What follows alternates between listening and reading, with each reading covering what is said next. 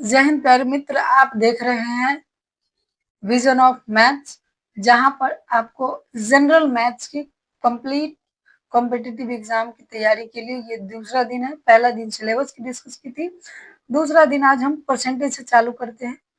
Percentage में अभी दो चीज बेसिक बेसिक आपको जानना है, वो हम आपको बताते हैं। क्या है दूसरा बेसिक? तो बेसिक में ये है कि आपको भिन्न को प्रतिशत में बदलना। किसको? भिन्न को प्रतिशत में बदलना। जैसे आपका यह है 10 120 का कितना प्रतिशत होगा? तो आपका 10/120 और गुने में आपका 100, इस तरीके से करना है।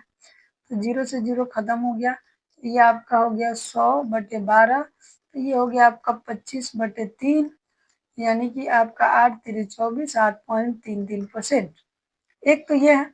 दूसरा है कि आपको प्रतिशत को भिन्न में कैसे बदलना है। जैसे प्रतिशत को भिन्न में कैसे बदलने का क्या मतलब है? जैसे यहाँ हम लिखे कि आपका 12%, तो इसका मतलब 12 बटा क्या आ गया? 100। तो ये हो गया 3/25। तो ये चीजें आपको सीखनी है, प्रतिशत को भिन्न में और भिन्न को प्रतिशत में बदलना। और कुछ इंपॉर्टेंट प्रतिशत जो है यहाँ पर आपको दिए गए हैं, जो कि आपको याद रखने हैं। जैसे यहाँ पर दिया गया है 1/1, 100% कैसे आया? तो यहाँ 100 से गुना किए तो 1 से 1 खानी खत्म, तो 6% आ गया। ठीक, तो 100%, 50%, ये सब में कुछ कुछ आपको याद रखने हैं।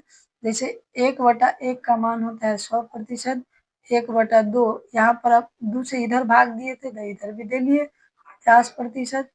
1/3 का मान है 33.33%, 1/4 25%, 1/5 20%, 1/6 आपका 16.66% और 16.2/3%, 1/7 14.28% बटा 2/7, 1/8 12.5, 1/9 11.5, सॉरी 11.11, 1/10 10, 10.11, 1/12 8.33, 1/13 7.69, 1/14 7.14, 1/15 आपका जो है 6.66, 1/16 आपका 6 पॉइंट आपका जो है 625, 1/20 आपके जो है 5, 1/24 आपका 4/6, 1/25 4, 1/30 3.33 और 1/ आपका 40 2.22।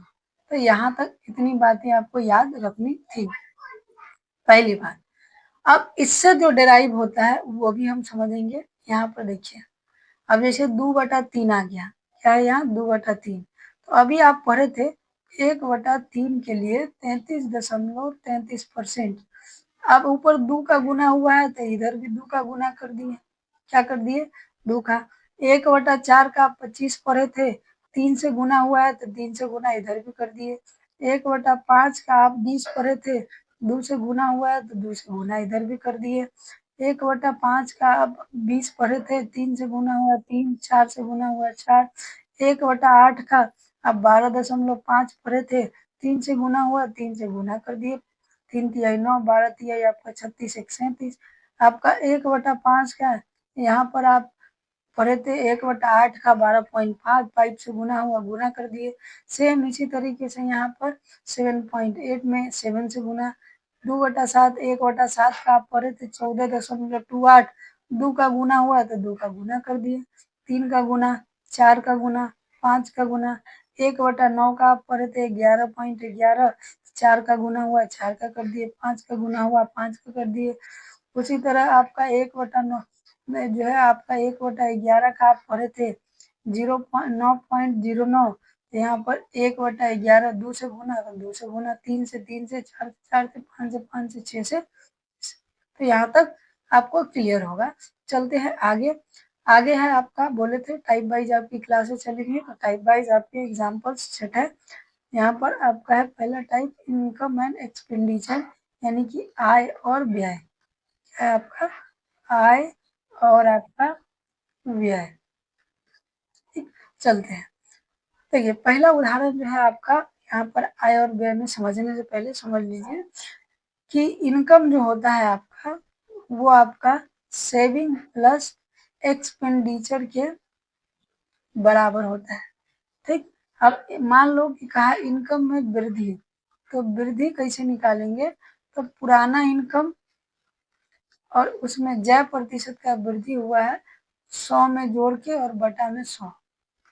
अगर कमी कहता है तो क्या निकालते हैं, पुराना इनकम 100 में घटा के और बटा में 100। ये दो बातें आप याद रखेंगे, आपको काम आएगा। अब मान लो कि आपसे सेविंग का प्रतिशत पूछता है कितना बचत हुआ है, उसका प्रतिशत निकालिए। इनकम में से एक्सपेंस घटा के और इनकम गुने में 100। अगर मान लीजिए आपसे एक्सपेंस का परसेंट पूछता तो यहाँ पर कैसे निकलता, तो आपका निकलता इनकम में से जो है आपका सेविंग का घटा के और इनकम गुने में 100। इस तरीके से आपका ये इनकम परसेंटेज हो जाएगा, ये आपका सेविंग परसेंटेज हो जाएगा। और ये वृद्धि या कमी, वृद्धि और कमी सिर्फ इनकम पर रिलायबल नहीं है, यहाँ वृद्धि और कमी जो है आपका ये एक्सपेंस में भी डिफर करता है, सेविंग में भी डिफर करता है। चलिए अब चलते हैं, इस सवाल में इतना ही जानना था। और पहला सवाल में हम आपको एकदम फॉर्मूले वाइज बताएंगे, आगे उसमें फॉर्मूला वाइज नहीं आएगा। देखते हैं सवाल आगे। कहा है कि किसी व्यक्ति के मासिक आय में 15,000 है और उसकी आय का बचत 20% है, यानी कि बचत जो है आपका सेविंग, उसकी आय का कितना प्रतिशत है, 20%, यानी कि 0 से 0 खत्म हो गया, 15 दूना 30, यानी कि 3,000 उसकी बचत है। अब उसकी आय में 10% की वृद्धि हुई।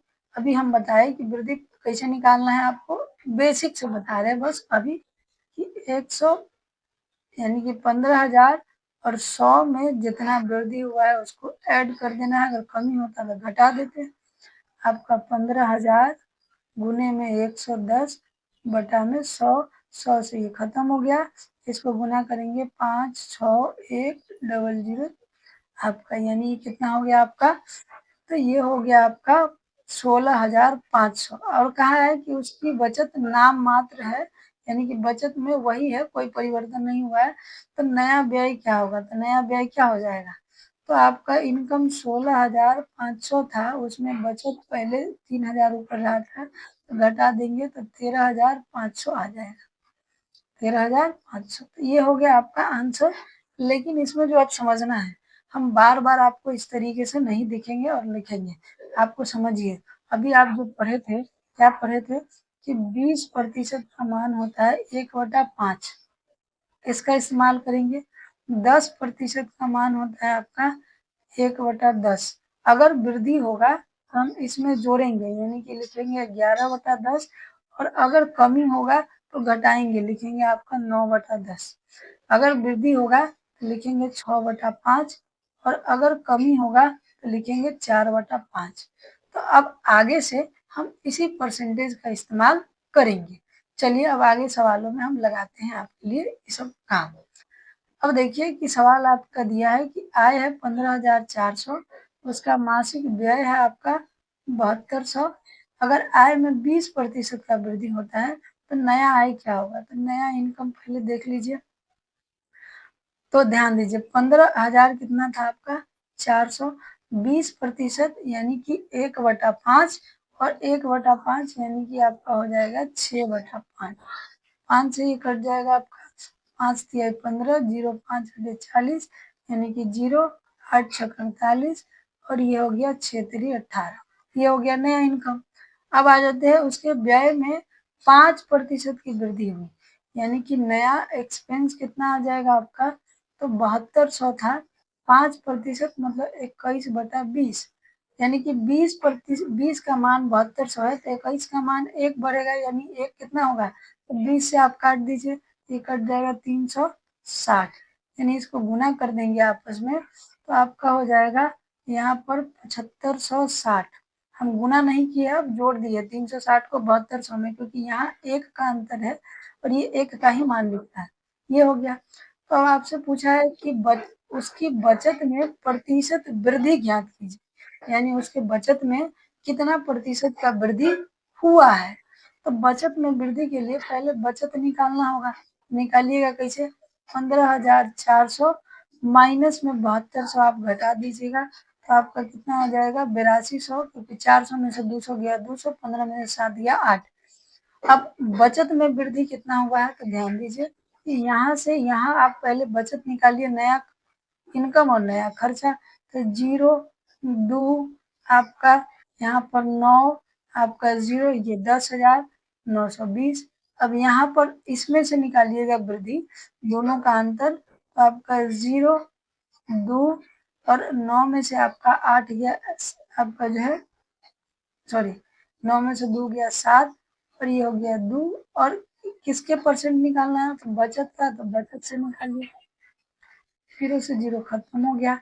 अब यहाँ से ये लग जाएगा आपका 3 मरते में, 3 गुना 6 और 8 3 24, तो 12 में से 6 गया आपका 6 बच जाएगा, बच गया 6। ये क्या बच गया आपका 6, और 6 में से 4 गया 2, 260, तो फिर 3 मरते में लगेगा, यानी कि 33 आएगा। तो 2 ऑप्शन है आपका, ठीक, दशमलव।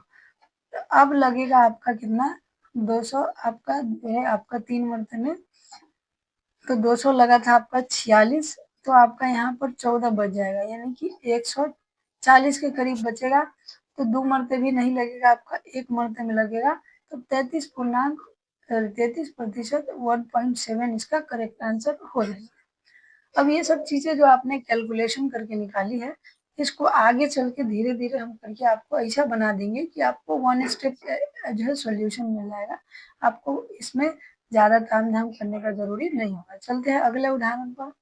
अगला उदाहरण आपका जो है क्या है, देखिए अगला उदाहरण 3 नंबर है, एक साइड खाली रह गया आपका। चलिए देखते हैं कि ए और बी की जो है आय एक्स और वाई है, पता नहीं है क्या है। ए आय का 25% खर्चा करता है, बी आय का 33.3% खर्चा करता है आपका, ठीक। और ए और बी जो है आपके बचाते कितना है, ए बचाता है 9,000, बी बचाता है 10,000। ए और बी की अगर आय में 50 और 40% की वृद्धि होती है और व्यय वही रखा जाए, तो ए और बी के जो है बचत का अंतर पूछा है, नया बचत का, ध्यान दीजिए। तो अब आते हैं, अब जो है बोले अभी आपको थोड़ा देर पहले कि धीरे धीरे करके आपके लेवल अप करेंगे। तो ए में बात करते हैं, ए खर्च कितना करता है, तो आपका खर्च करता है 25%, और 25% को हम लिख सकते हैं 1/4, यानी आय का खर्च करता है। तो ये इसका आय हो गया, ये इसका खर्च हो गया, और ये दोनों का जो अंतर होगा वो होगा आपका सेविंग, जो कि 3 यूनिट है, बराबर वो 9,000 सेव कर रहा है। तो 1 यूनिट बराबर आपका कितना सेव कर रहा है, 3,000। इसका मतलब है कि इसका आय जो है आपका 4 है, यानी कि आय 12,000 होगा। आय कितना होगा आपका 4 यूनिट 12,000। अब बी का बात कर लेते हैं। तो बी आपका कितना है, तो आपका 33.33% है, तो 33 को 1/3 लिखते हैं।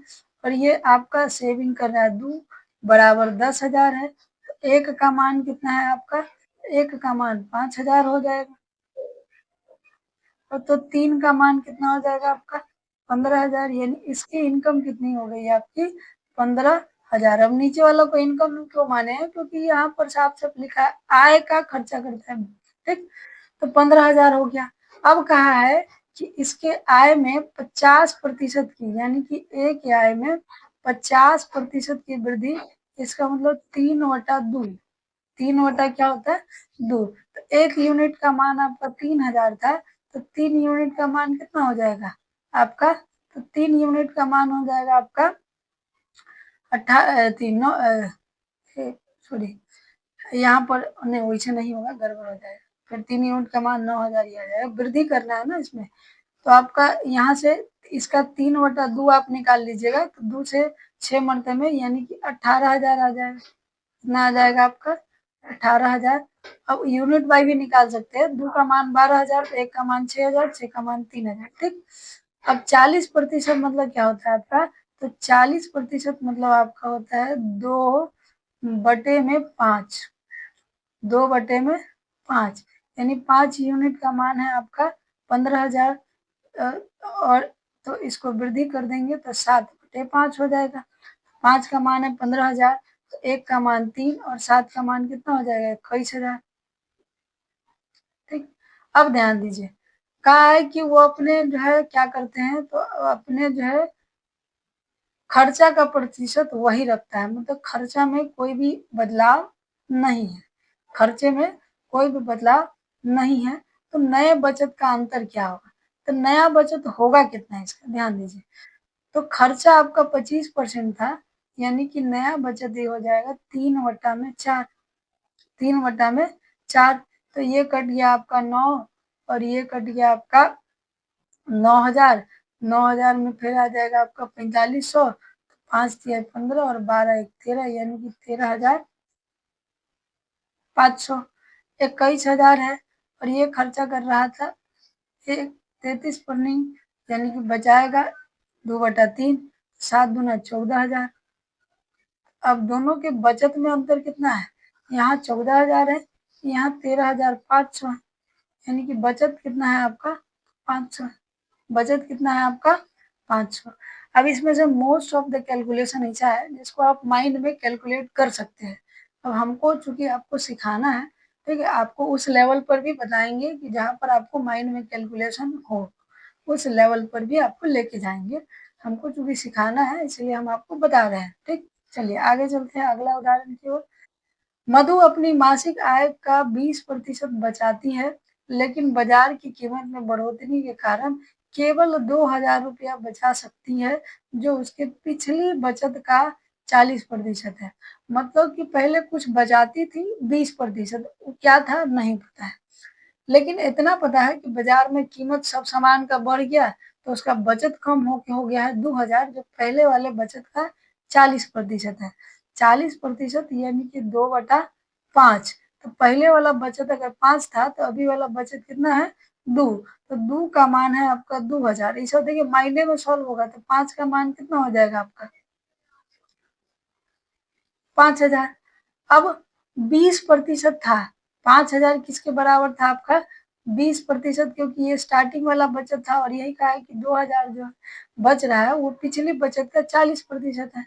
अब 20% यानी कि 1/5, यानी 1/5, यानी 1 यूनिट बचाती थी 5 के आय पर। तो ये कितना इनकम कितना हो जाएगा? तो इनकम हो गया आपका 25,000। इनकम कितना हो गया? तो इनकम हो गया आपका 25,000। अब आपसे वही पूछा है कि उसका मासिक आय कितना होगा, मासिक व्यय ज्ञात कीजिए, आय नहीं व्यय पूछा है। तो यहाँ पर इनकम निकालने का तो कोई जरूरी नहीं था, ठीक है। आपसे व्यय पूछा है, यानी कि 4 यूनिट का मान निकाल दीजिए, 4 यूनिट का मान निकाल दीजिए।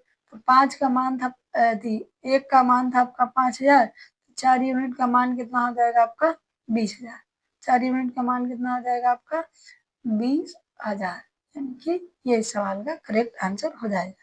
इसी तरीके से आप शॉर्ट शॉर्ट करके सारा काम कर सकते हैं। अगर आप समझना चालू कर दे तो आप चलिए आगे कि आय और व्यय के बीच का अंतर दिया है 28,000, यानी इनकम और एक्सपेंस के बीच का अंतर है 28,000, ठीक।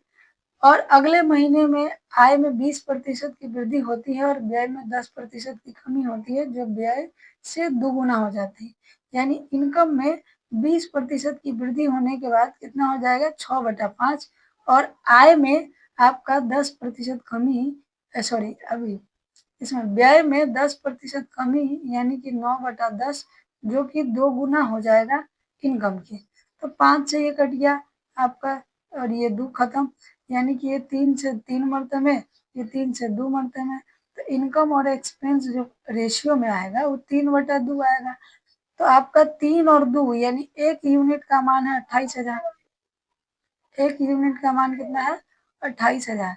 इसमें सवाल में थोड़ा सा एरर है, यहाँ पर x की प्रारंभिक आय निकालने को कहा था। इसका प्रारंभिक है x की, तो x की प्रारंभिक आय आपको निकालने के लिए कहा था।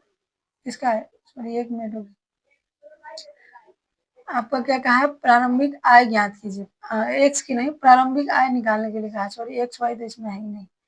तो आपका प्रारंभिक आय कितना हो जाएगा आपका 3 यूनिट है, 1 यूनिट का मान 28,000, 3 8 3 24, 6 और 2 84,000। इस सवाल का करेक्ट आंसर। चलते हैं आगे अगले सवाल की ओर।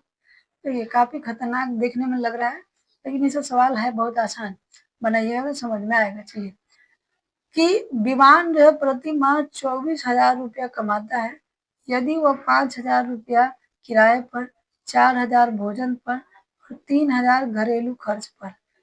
तो उसकी शेष राशि उसकी बचत और दान, यानी जो बचा राशि है वो 5 और 1 यूनिट के बेस में बचत और दान में वो इन्वेस्ट करता है। तो प्रति माह वो दान पर कितना जो है उसके द्वारा खर्च किया जाता है, राशि का प्रतिशत पूछा है। चलिए आ जाइए। तो 5,000, 4,000, 9,000 और 12,000, यानी 12,000 तो वैसे खर्च कर देता है। तो 24,000 में 12,000 उसको बचता है, जो वो 5 और 1 के यूनिट में खर्चा करता है, यानी कि यूनिट 6 में। तो 6 का मान 12, यानी 1 का मान कितना हो जाएगा, 2,000। यानी कि वो जो है 2,000 रुपया हमेशा दान में खर्चा करती है। अब आपसे पूछा है प्रति माह दान के लिए उसके द्वारा खर्च की गई कुल राशि का प्रतिशत कितना है। अब किसका, तो 24,000 का, 24,000 का। अब निकाल दीजिए, 0 0 खत्म हो गया, 0 यहाँ से खत्म हो गया, 2 से आपका 100, 2 से आपका 12, और पहले सवाल में शायद आप निकाले हैं 100/12, 8.33%। ये जो है इस सवाल का करेक्ट उत्तर हो जाएगा। चलते हैं आगे 7 नंबर सवाल पर। यदि रमीशा की मासिक आय 28,000 रुपया है, वह अपनी आय में 20% बचाने का योजना बनाती है। मासिक आय में वह 20%, 15% और 35% भोजन, यात्रा और किराए पर खर्च करती है, और शेष बच्चों के लिए जो स्कूल फीस में, अगर 2 बच्चे हैं तो एक बच्चे के स्कूल फीस में कितना खर्च हुआ। ध्यान दीजिए, यह सवाल बहुत अच्छा है, क्योंकि यहाँ पर जैसे देखो, यहाँ पर कहा है कि भोजन पर खर्च आपका, फूड पर, आपका ट्रेवल पर और किराए पर, सब टोटल राशि का ही है, शेष राशि का कोई नहीं है। ध्यान दीजिएगा, ऐसे नहीं कहा है कि 20% शेष राशि का, 20%, 15% शेष राशि का, 35% शेष राशि का, कभी नहीं कहा है। जब शेष राशि का नहीं कहा है तो जितना परसेंटेज है खर्चा में सब जोड़ दीजिए, यानी कि 15, 35 आपका हो गया, कितना हो जाएगा, 40, 50, 20, 70 और 20, 90, और 20 कौन जोड़े, तो ये बचाने वाला, तो 90% हो गया आपका। क्या हो गया, तो 90% टोटल एक्सपेंस हो गया, तो 10% बचेगा, यानी कि 28,000 का 10% आपका बचाएंगे आप, तो कितना बचाएंगे, तो 2 लड्डू खत्म हो गया, यानी कि आपका कितना बचाएंगे, तो आपका 28,100 बचाएंगे। और यहाँ पर उनमें से एक स्कूल के फीस का खर्चा कितना आएगा, तो 2 से भाग दे दीजिए कि 2 के ऊपर 2800 खर्चा हो रहा है, तो 1 के ऊपर कितना होगा, 1400, क्योंकि बचा राशि है वही वो स्कूल में खर्चा करता है। तो 1400 इस सवाल का करेक्ट आंसर। चलते हैं अगले सवाल की ओर। अब आपका टाइप 1 में इतना ही सवाल थे, आज के लिए इतना ही। काफी सुंदर तरीके से आपको समझाया, हो सकता है कि आपको समझ में आ गया हो। जिन्होंने इस वीडियो को देखा है उन सभी को बहुत बहुत धन्यवाद। बाकी जो हम कल की क्लास में देखेंगे।